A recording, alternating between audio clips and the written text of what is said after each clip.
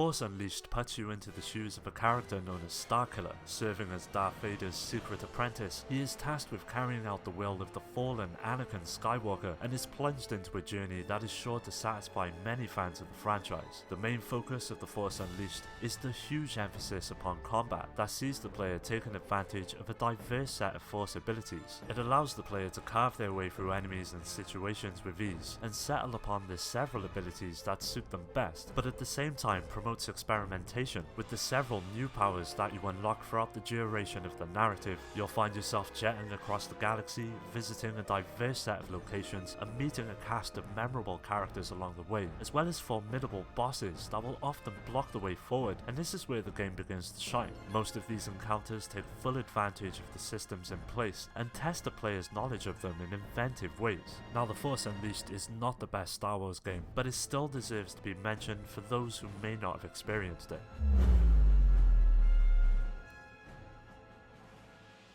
Super Star Wars chronicles the events of the first film and manages to mix platforming action with several differing styles of play. It all starts out relatively simple, with players assuming the role of Luke Skywalker. Armed with only a blaster, it's the player's job to navigate Luke to the end of each level whilst taking on waves of enemies, in order to further the plot, but also to unlock a wider range of tools that can be utilised. On top of this aspect though is the ability to play as different characters, such as Han Solo and Chewie. It adds a nice touch of diversity, with each both possessing slightly different characteristics to Luke in both control and effectiveness. As mentioned earlier, several vehicle sections comprise the adventure as well, which in all honesty are the highlight of the experience. They take full advantage of Mode 7, which was a primitive, albeit effective technology which allowed the SNES to produce pseudo 3D visuals. These sections see you jumping into land speeders as well as X-Wings, which help break up the platforming action and keeps the gameplay feeling fresh.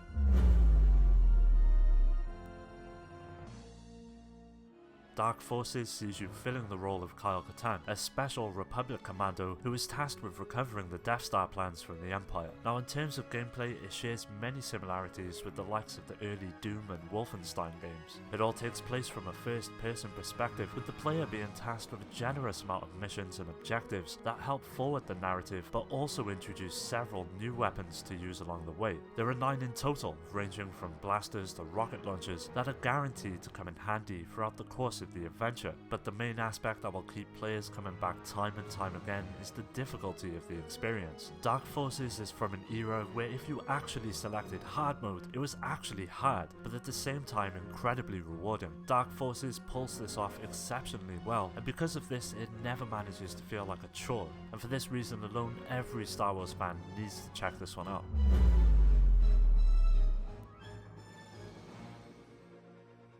Taking place between the events of episodes 3 and 4, Empire at War gives the player the option to take up the role of the fledgling rebels or the mighty Empire in a campaign that spans the entire galaxy. Essentially a real-time strategy game, Empire at War gives the player an immense amount of options when it comes to taking on enemies and objectives. A wide range of vehicles and ships can be produced, depending on how many planets you have conquered, which determines how many funds you receive at the start of each day. A sort of galactic view oversees everything, and it is from here where the player has the option to build their units and make decisions before heading into a fight. There are 2 types of battles to take part in, those being both space and land-based battles, and it's a tight juggling act between assaulting the enemy and constantly being aware of how many reinforcements you have at your disposal. It adds an incredible tactical element to the game, which makes it more than just sending in all of your troops and hoping for the best, as simply one wrong decision can mean the difference between victory or defeat.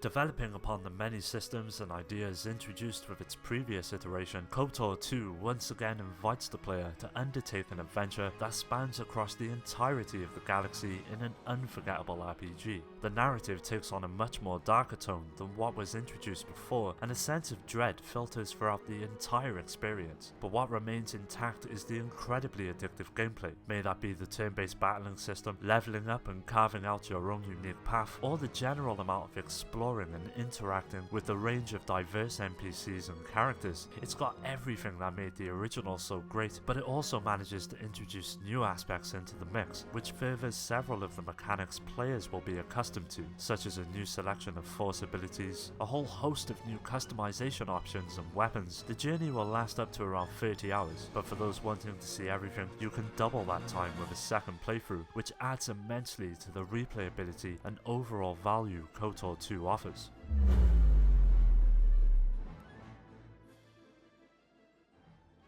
Rogue Squadron 2 was a visual showcase for the console and managed to captivate fans with its portrayal of many key events from the first trilogy of films. It's a sequel to the original N64 classic Rogue Squadron and manages to maintain everything that made the previous iteration so memorable, as well as building upon its foundation by evolving the gameplay in many meaningful ways. The player gets to jump into many of the ships that have appeared within the franchise and take on a whole host of varied missions that range from simply destroying enemies and installations to covert escorting operations. Now, what makes the gameplay so rewarding is the clever medal system that sees you receiving a score based on your performance, which is then tied to unlocking further machines and content that is sure to put a smile on fans' faces. Because of this aspect, Rogue Squadron 2 is extremely replayable and urges the player to consistently pursue higher scores that will ultimately help in honing their skills. With 10 levels in total, all ranging in difficulty and approach, there is plenty to keep you busy.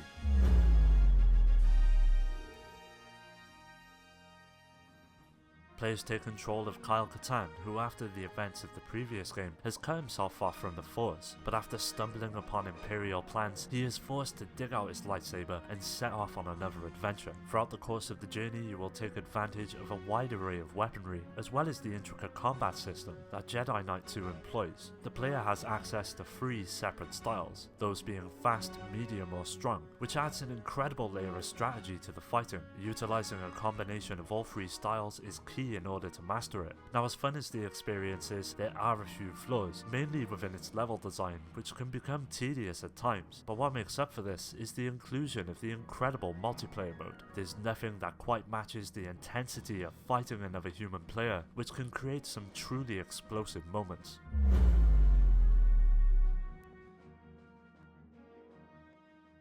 Battlefront 2 improves upon everything the previous iteration introduced by offering a larger amount of both characters and vehicles, as well as weapons and locations in which to wage battle upon. The concept behind it is quite simple, with 2 teams being pitted against one another. Both begin with a specific number of troops on each side, with the goal being to ultimately wipe out your opponent whilst defending your reinforcements. Now, there's a whole host of game types in which to play, such as capture the flag or standard assault, but where Battlefront 2 truly shines is within the space battles that were introduced with the sequel. They offer a nice distraction from the usual ground-based gameplay and are bound to satisfy longtime fans of the franchise. But where Battlefront 2 truly comes into its own is within the well thought out multiplayer component that is still quite active to this day. Nearly all the options that are present within local play are available online, which results in some truly epic scale battles to get stuck into.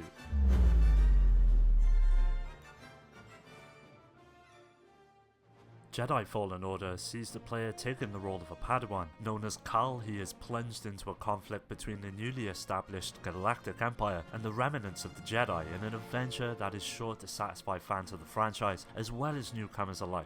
Now, the gameplay takes much inspiration from many titles such as Dark Souls, Serico, and even God of War.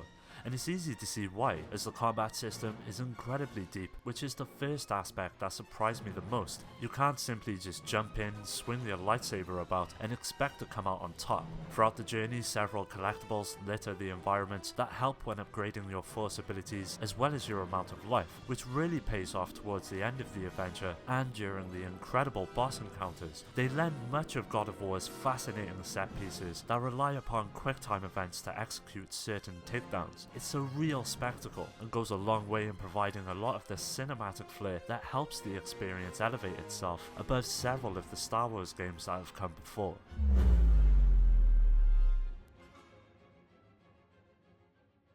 Now, KOTOR is an RPG that allows the player to create a character and begin their own journey towards becoming a Jedi. Throughout the adventure, you'll encounter an impressive amount of worlds, as well as memorable NPCs and characters that help flesh out the believability of the adventure. The finest aspect is the narrative, which in all honesty you should rather experience for yourself, so instead I'll focus on the many systems that comprise the gameplay. First off, it is entirely up to the player to decide which way they want to develop their Jedi. Through many decisions, it's possible to build a character that leans either to the light or dark side of the Force, which affects nearly every aspect of the gameplay.